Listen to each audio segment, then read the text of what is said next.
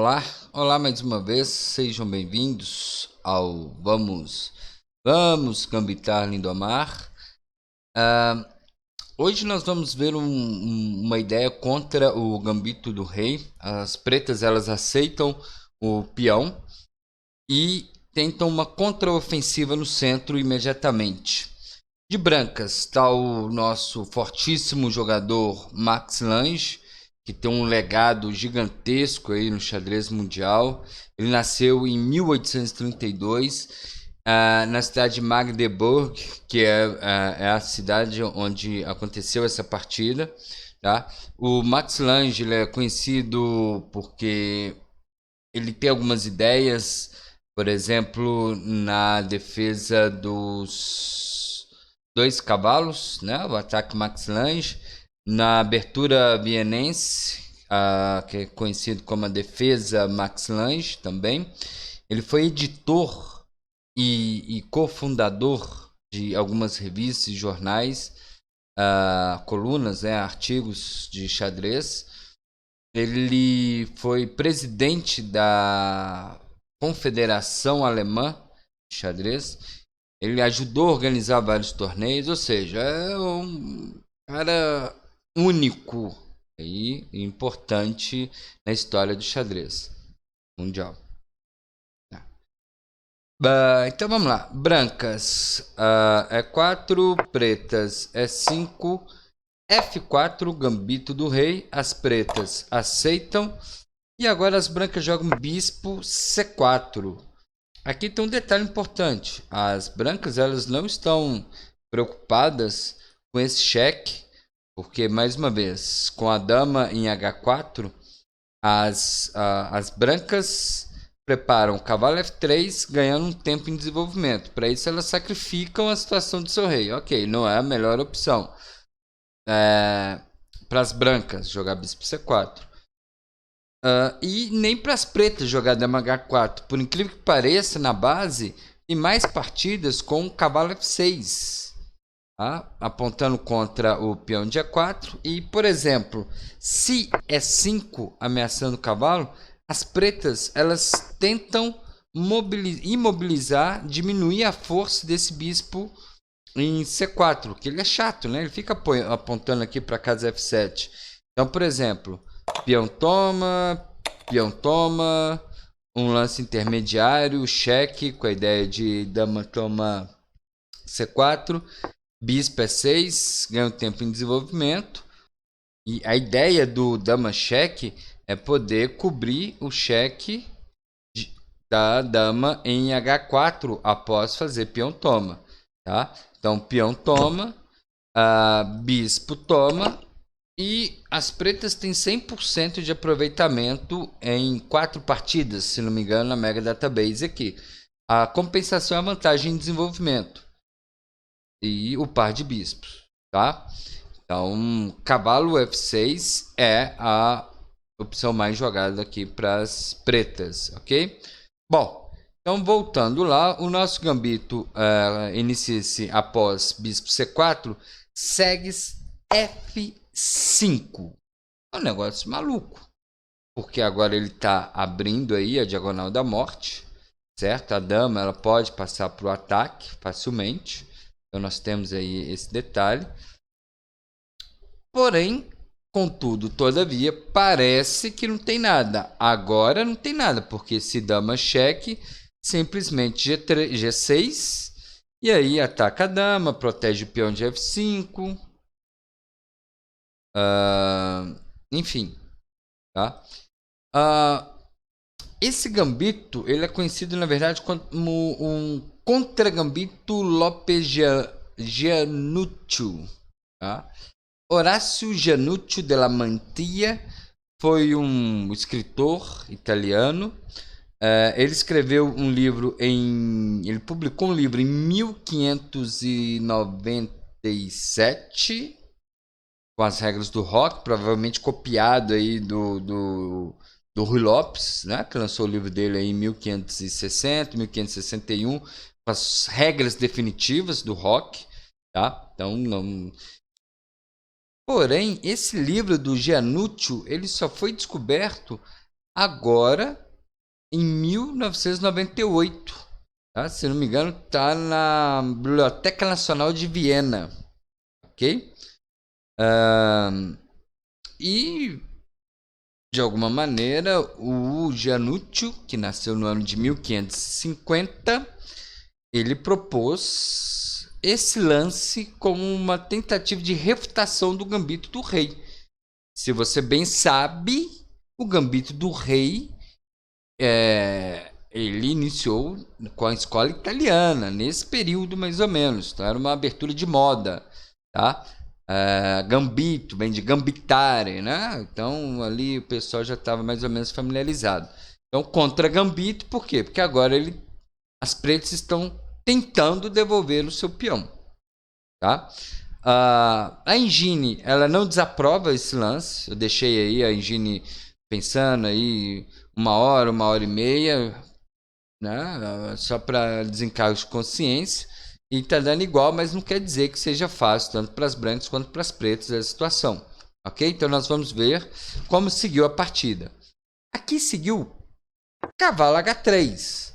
E aí você pode estar se pensando, falou, mas e se eu aceito a oferta das pretas, porque agora as brancas estão ameaçando dama cheque e o peão ajuda a controlar a casa G6, evitando aí o avanço.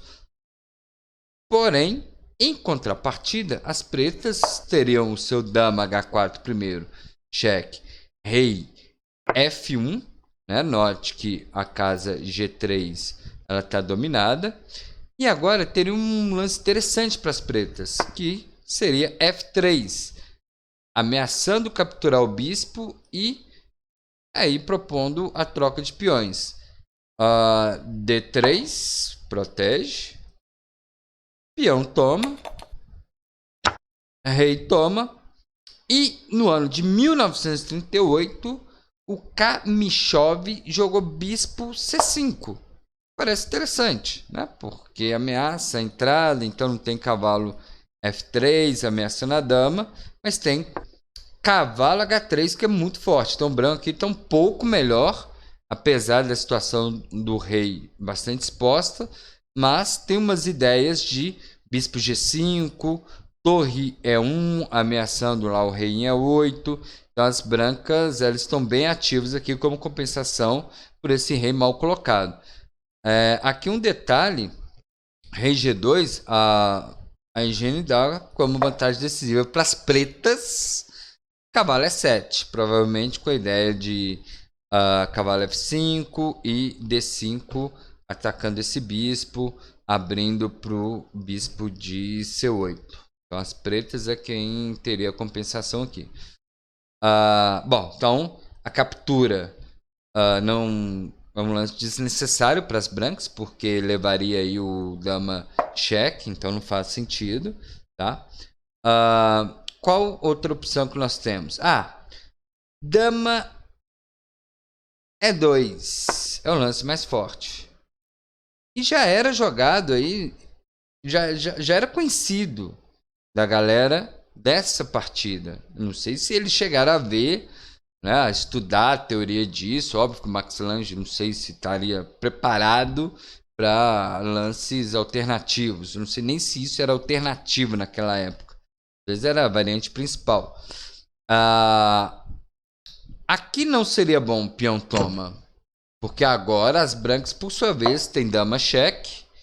E para evitar que o rei fique sambando por aí, teria que jogar G6. O velho golpe, dama, cheque e cai a torre. Dama E7. Sumiu. Cavalo F6. A ideia é tentar prender a dama em H8. Agora as pretas estão ameaçando D5 com o apoio do cavalo, ganhando espaço. Cavalo C3 ajuda a controlar a casa D5. C6 preparando novamente aí o D5. Cavalo de G E2 terminando o desenvolvimento. As pretas nem te ligo. Bispo B3, bispo F5, cavalo F4, cavalo de BD, e a dama segue presa lá em H8, roque, e aqui as pretas estão melhores. Essa partida aconteceu no ano de 1867, ou seja, um pouco depois dessa partida do Max Lange. Mas a teoria, a variante já era conhecida do pessoal, tá? Aqui as pretas estão melhores, apesar do sacrifício da torre, porque a dama segue presa e a vantagem em espaço e desenvolvimento das pretas é muito maior. Tá? A partida a referência é Rosenthal e Rivière, Paris, 1867. Tá? Então aqui nós estamos dissecando um pouco para entender o que está acontecendo aqui, o que pode acontecer, o que já era conhecido da época. Tá? Bom, então vamos à variante principal aqui, aos lances principais. Seguiu cavalo H3, ameaçando a captura e controlando aí o cheque. Seguiu dama H4 cheque, para não mexer o rei. Cavalo F2, nada mais justo. Peão toma. Não é assim um negócio muito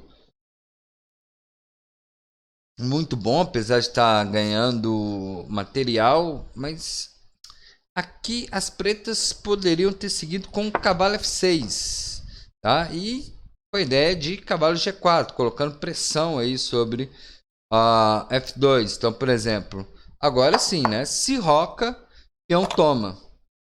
E isso já aconteceu um ano depois dessa partida entre Andersen e Mayet.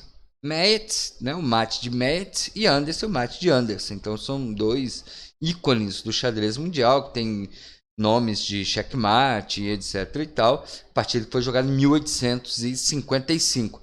Tá vendo? Então a teoria desse negócio, não sei nem se pode chamar de teoria, mas as partidas da galera a galera investia nesse F5 aí, nesse contra-gambito Giannucci, tá?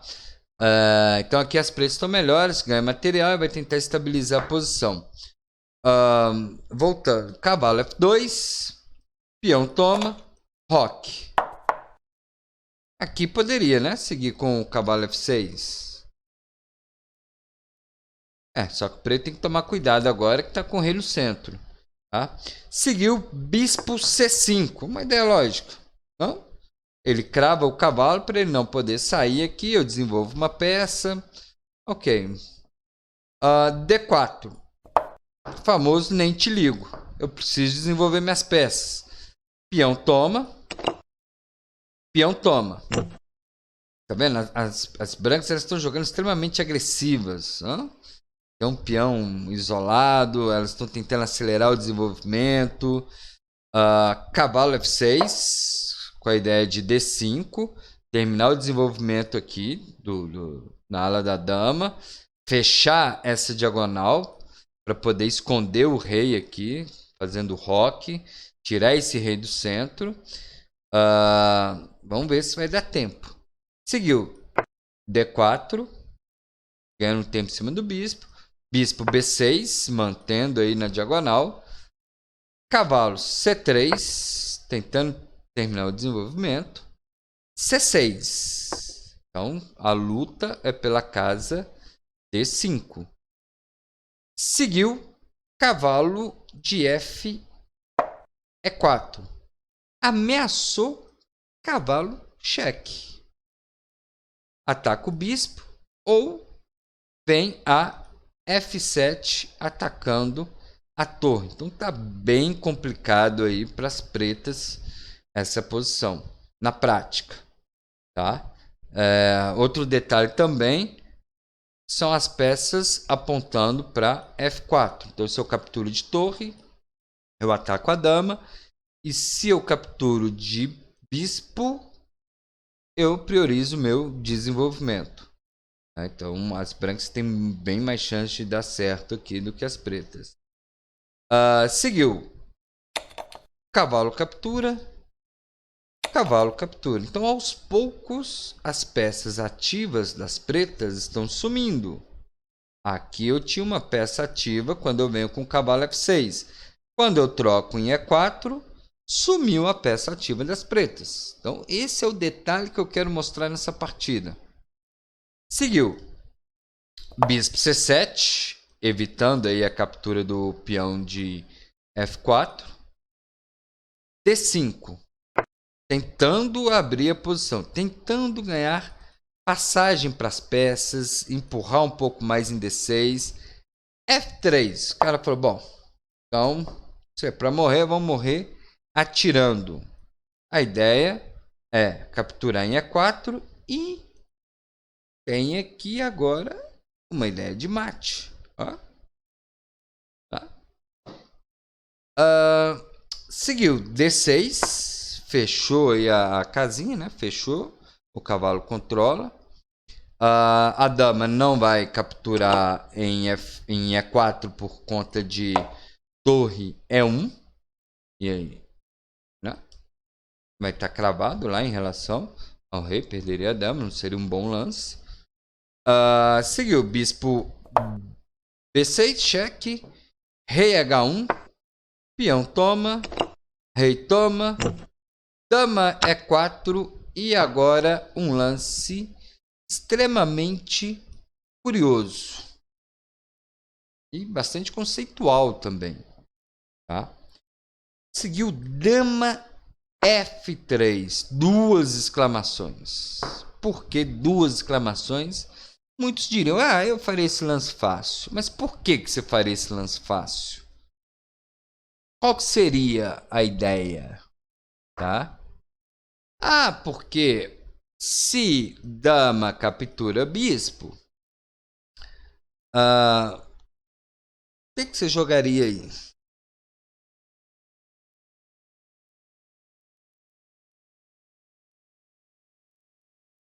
Então, nós teríamos torre é um cheque, né? E aí as pretas devem levar mate rapidamente, certo? Aqui o detalhe é o seguinte, após dama toma, torre toma, foi o que seguiu na partida, tá? As pretas, elas estão com as peças naquilo que o pessoal tem chamado de cemitério de elefantes, tá? Pesquisa aí depois o que seria um cemitério de elefantes, tá? Segundo a lenda. Então essas peças estão aí tranquilas no paraíso. No paraíso. Como se nada tivesse acontecendo, elas não conseguiram entrar em jogo. Porque as pretas estavam priorizando outras coisas. Tá? As peças brancas estão extremamente ativas. Elas atacam importantes casas, né, com diagonais abertas. Bispo G5, bispo F4. A torre ela já está chegando em E1. A torre em F3 ela já está extremamente ativa. Até o peãozinho aqui em D6 controla casas importantes. Tá? Então as brancas elas têm vantagem em desenvolvimento. E as pretas elas não conseguem chegar na defesa a tempo. Não na prática. Por quê? Quando eu coloquei essa posição na engine, para analisar, para saber se estava tudo certo, né? Para saber se eu poderia humanamente dizer que as brancas estão ganhas aqui, a engine falou, tá, é igual, porque eu tenho H6. É um único lance. E foi o que o cara achou lá em 1854. Sem barrinha, sem engine, sem nada. Né? Só que essa é uma posição extremamente difícil para as pretas lidarem. Elas não são a máquina. Elas não conseguem perceber todas as nuances até o fim. E aí as brancas seguiram. Bispo F4. Eu vou continuar meu desenvolvimento para trazer a torre para E1. A engine, na profundidade de 55, tá? Que a partir dessa posição ela foi calculando 55 lances à frente, perfeitamente aceitáveis. Ela dá às pretas algo melhores. É muito pouco. Aí você fala, como? Né? Ela Visualiza o material, vê que não leva mate. Só que só tem um lance, um único lance que dá essa igualdade. Aí você fala, eu acho. Aí você vai tentar 25 lances aqui para tentar e não vai achar nenhum. E o único aqui é bispo D4. Loucura, loucura. Parece que esse bispo resolve todos os problemas para os próximos X lances, 30, 40 lances à frente, tá? Eu não fiquei olhando lance por lance, porque também nem caberia ficar aqui tentando refutar, porque eu não estou tentando refutar gambito nenhum, partida nenhuma. Só estou tentando te mostrar um conceito, tá? Que é o quê? As brancas, aos poucos ela foi trocando suas peças ativas com as ativas do adversário, e no final sobraram mais peças ativas. E as pretas têm peças mortas. Tá? Então, humanamente, aqui o branco deveria estar chutando. E aí, para o nosso deleite, seguiu. Bispo A5. É um lance humano, totalmente humano. A ideia é evitar o torre E1 aqui ameaçando o rei. E não bispo. Quem vai imaginar bispo D4 nessa posição? E aí, torre de A, F1. Aqui as brancas não perdem mais. Aqui seguiu B5, que é um lance extremamente lógico e humano. Ele deve ter pensado, olha, eu vou jogar o bispo para A5, eu vou evitar o torre E1 e já vou terminar o desenvolvimento na área da dama. Vai que dá. Vai que dá. Só que não deu. Porque agora as brancas, elas seguem chutando a posição. Elas não deixam escapar mais. Bispo H6. Tá? Obviamente que se torre captura, torre lá mate, tá? As duas torres estão dobradas, um conceito importante. E peão toma, foi o que seguiu na partida. E agora, para finalizar, bispo cheque e as pretas abandonaram, já que se rei D8, bispo G6 e o mate não para mais. Por isso as pretas abandonaram quando bispo F7 cheque, tá? Então esse é um conceito interessante de uma partida antiga. Não sei se eles tinham consciência desse conceito, mas hoje em dia nós podemos falar que as brancas, elas ficaram ativas, trocaram as peças ativas do seu adversário, deixaram as passivas e conseguiram chegar ao ataque na frente, ok? Espero que esse vídeo não tenha ficado longo. Deixe o seu like, deixe o seu comentário e não deixe de seguir. Sigam o Vamos Gambitar Lindomar. Mais um gambito aí para a lista. Valeu, galera. Até a próxima.